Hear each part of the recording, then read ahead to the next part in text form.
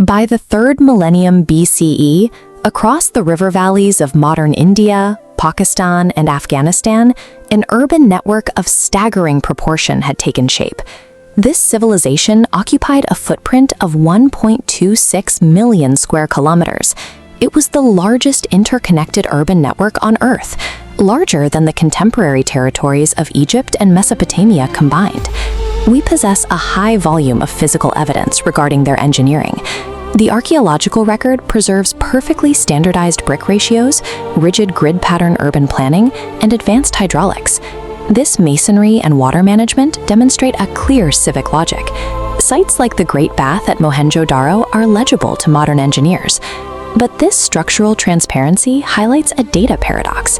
While their engineering is legible, their linguistic data remains unread. Linguists have studied this script for a century without deciphering a single word. This failure is not for lack of effort or resources. Decades of research and government-funded bounties have yet to yield a translation. The script remains undeciphered due to specific, measurable structural barriers within the data corpus itself. To understand this resistance, we must treat the Indus script as an encrypted dataset bounded by hard mathematical limits. The primary physical medium for this writing is the steatite stone seal. These objects represent a severe physical constraint. Most of these seals measure between 2.5 and 5 square centimeters. If we isolate the text from the iconography and focus strictly on the sequence of characters, the mathematical challenge becomes clear. We find a rigid string length limitation. The average Indus inscription consists of only 5 symbols. This distribution chart shows a massive spike at the 5-symbol mark and a hard stop at 26. The longest continuous sequence ever excavated contains only 26 characters. Compare this to the vast continuous text strings found in Egyptian tombs, or the multi-page narratives pressed into Mesopotamian clay tablets. This brevity prevents the use of robust statistical algorithms. Without long, repeating sequences, it is impossible to identify recurring grammar or complex syntax. Because the strings are too short to reveal standard linguistic rules, the dataset inherently resists computational pattern recognition. However, even without knowing the meaning of the symbols, we can deduce how the script functioned as a mechanical system. The first question is directionality. Which way did the Indus people read?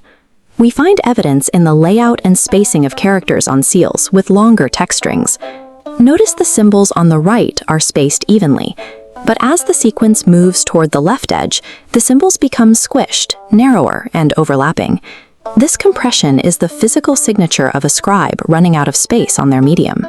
Since this crowding consistently occurs on the left margin, the evidence indicates the script was written from right to left.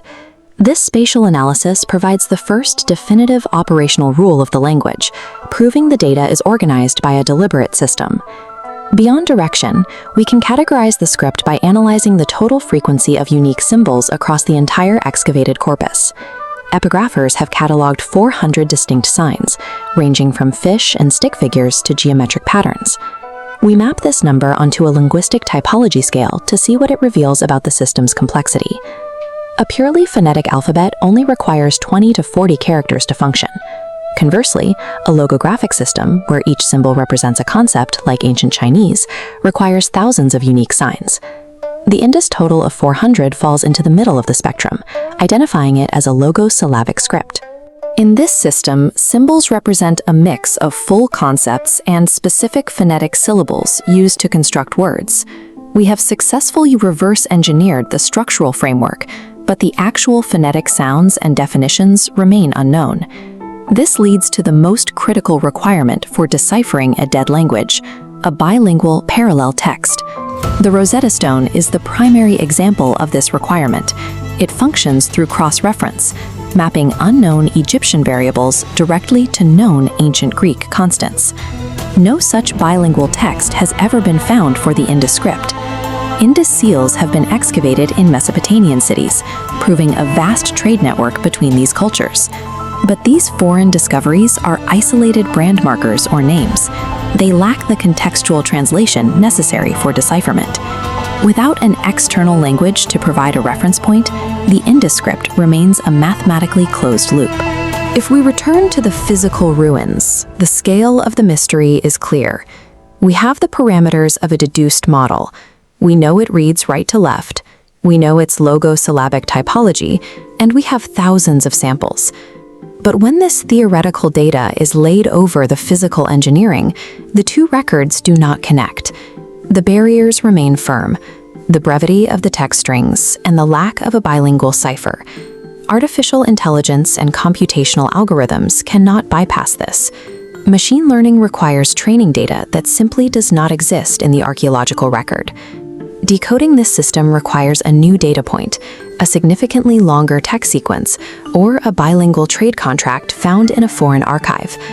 Until that variable is found, the Indus Valley civilization will be known for the brilliance of its engineering, while its voice remains silent within these 400 symbols.